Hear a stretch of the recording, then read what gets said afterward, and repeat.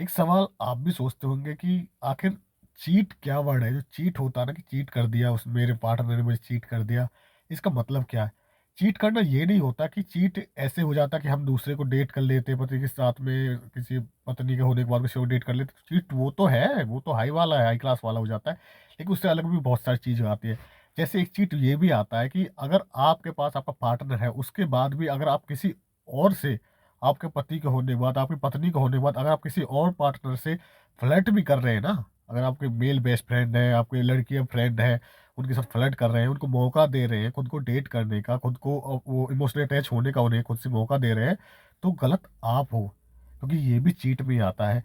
एक सही इंसान कभी चीट नहीं करेगा। वो कैसे करेगा? वो उसकी खासियत ये रही है कि वो दूसरी लड़कियों से लड़का और जो लड़की है वो लड़कों से दूर रहेगी। कोशिश करेगी जो उसका पार्टनर है, लड़का भी यही कोशिश करे जो लड़के का पार्टनर है, उसकी वाइफ है या गर्लफ्रेंड है जो भी है, वो उस पे ध्यान दे, उसको ही टाइम दे, उसको ही अपना फ्रेंड बनाए, उसको ही अपनी गर्लफ्रेंड बनाए, उसको ही फ्यूचर में भी वाइफ बनाए। वैसे ही लड़कियों को करना चाहिए, एक के साथ एक कोई फ्रेंड बनाओ, एक से ही शादी करो और अपनी ज़िंदगी आगे बढ़ाओ। लेकिन कुछ लोग इस चीज़ का फ़ायदा उठाते हैं। बेंचिंग प्रेस वाला चीज़ चला हुआ है कि लिस्ट में लगा के लड़कों को रख लिया जाता है, लड़कियों को रख लिया जाता है कि इनमें से एक चूज़ कर लीजिए, बाकी भाड़ में जाए। और यहाँ यही तो सबसे बड़ी चीटिंग होती है। उनका साथ उनके दोस्त भी दे रहे होते हैं उसमें कि यार एक काम कर, ये लड़का ठीक नहीं है, इसको छोड़ दे। तू इससे फ्लर्ट कर रही है, इसको छोड़ दे, ये ठीक नहीं है, ये छोड़ इसे छोड़ दे। आप किसी के इमोशंस के साथ खेल रही हो और ये मेरी नज़र में दुनिया का सबसे बड़ा पाप है। आप किसी के इमोशन के साथ खेलना, किसी के बेटे को, किसी की बेटी को परेशान करना गलत है। अगर आप खुद की बहन, बेटी के साथ गलत होते हुए नहीं देख सकते तो दूसरे के साथ भी मत कीजिए। अगर आप खुद के भाई के साथ, पिता के साथ कुछ गलत होते हुए नहीं देख सकते तो दूसरों के साथ मत कीजिए। अगर आपको पसंद नहीं आ रहा है इंसान तो आपसे उसे दोस्ती देख दूसरों से बात करने का तरीका, उसका तरीका आपको समझ आ गया, तो उससे कभी इमोशनल अटैच खुद को होने मत दीजिए। उस इंसान को खुद से अटैच मत होने दीजिए। के लिए स्टार्टिंग में कह दो, नहीं, ये नहीं, चलो लिस्ट में इसको भी रख लेते हैं और अपनी ज़िंदगी को आगे बढ़ाते हैं। यही इंसान सबसे बड़ी गलती करता है। वो हमेशा लिस्ट बना के रख लेता है और कन्फ्यूज़ होता रहता है। ऐसे फिर उनके बाद ना शादी के बाद भी चीज़ें प्रॉब्लम सामने आती है।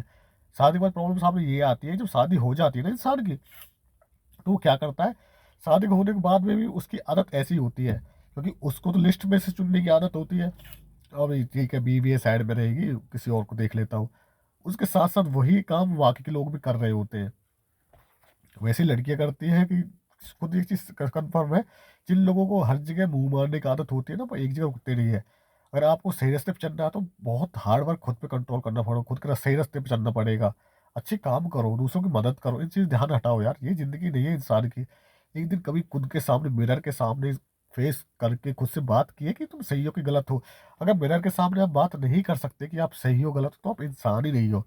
खुद से नज़र मिला सकते हो? एक सवाल जो मैं खुद से करता हूँ और आप भी चाहो खुद से करो, क्या मैं सही हूँ? क्या सारी गलती उसकी थी, क्या मेरी थी? क्या सब कुछ मैंने ही गलत किया है, उसने गलत किया? चलो वो गलत था, क्या मैं सही था? क्या सब कुछ उसकी वजह से गलत हुआ है, मेरी वजह से गलत हुआ? ये सवाल इंसान खुद से पूछे तभी वो ज़िंदगी में आगे बढ़ पाता है।